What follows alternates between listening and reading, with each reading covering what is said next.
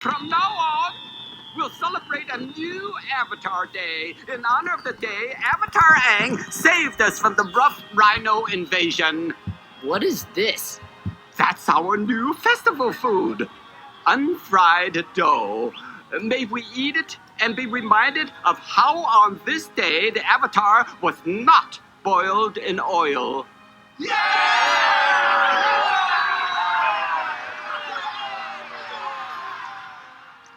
Happy Avatar Day, everyone! This is by far the worst town we've ever been to. Yes, we are making unfried dough, but it's the cookie version. Let's get started. All measurements and recipe will be in the description box below. Start by measuring out your flour. I'm using half all-purpose flour and half whole wheat flour. You can use any flour choices you like.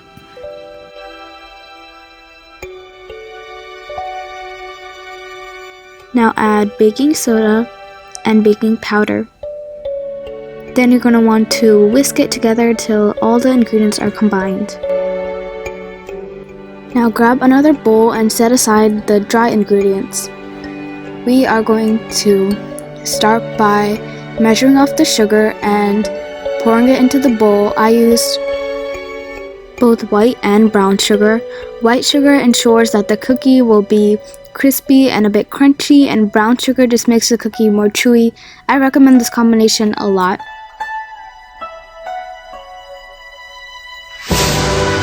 Now take your stick of butter and plop it into your sugar, and I'm going to take my spoon and cream it together. You could obviously use a hand mixer, which would probably be more professional and make it more light and airy, but I just felt lazy and just chose to use a spoon.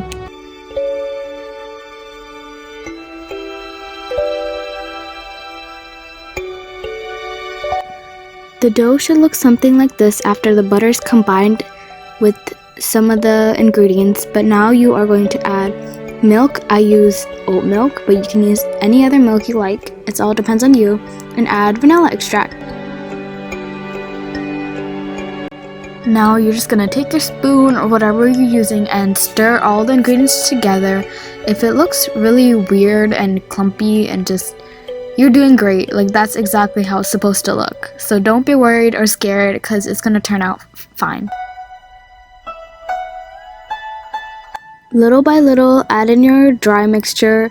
This just ensures that, the flour doesn't go everywhere, but just add it little by little and combine with your spoon or your handheld mixer, whatever.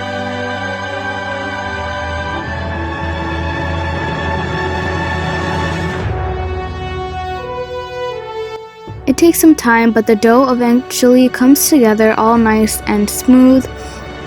And after that, I recommend covering it up with the saran wrap and putting it in the fridge for at least 30 minutes to an hour, so your dough can be stiff and strong and it can hold shapes better. And also in the oven, the shape of your character won't spread out in the oven like it would if you didn't refrigerate your dough. Now it's time for the fun part. We are going to take the dough and make the little unfried dough character. So I'm making the head, arms, body, and feet. And I'm going to bake this at 350 for 8 to 12 minutes. A few moments later. While the little characters are baking, we're going to make the icing, which is basically some powdered sugar, a few drops of milk. Make sure not to add too much, and you're going to stir it till it's a thicker consistency so the shape of the arrow can stay. And now we're going to add 1 drop of food coloring. It's just enough. And yeah, that's all. You can just keep it aside or put it in the fridge. One eternity later.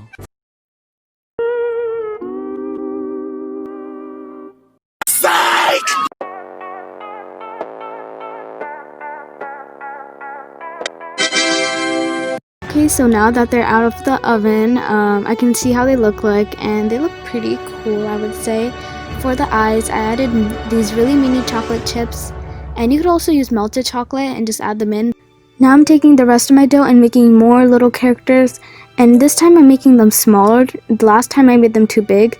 So here I am making the little head, arms, body, and legs. You can honestly just use a gingerbread cookie cutter. That would make it way more easier than what I'm doing, but this is just so much more fun. And also I added the little eyes beforehand baking instead of after adding them, so it makes it way more easier. Since I know my family won't be eating the huge characters, I turned the rest of the dough into normal chocolate chip cookies by just adding mini chocolate chips, and there they are.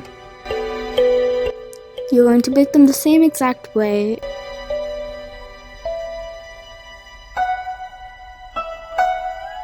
So I took my icing and put it into a Ziploc bag at first, but do not try this. It literally just made a mess everywhere and exploded, so yeah, that did not work out. And instead I used a toothpick.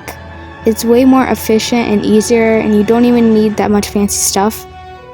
And it helped make the arrow shape way easier. Make sure that your cookies are completely cooled so the icing doesn't melt off. Once you're done decorating, this is how they look. They look really adorable and fun. This was my first attempt at making them. Hope you liked this video and found it helpful. I had a lot of fun making these. Hope you did too. Bye. Together. Yeah, I forget the next couple lines, but then it goes, secret tunnel, through the mountains, secret tunnel, yeah. I think we'll just stick with flying.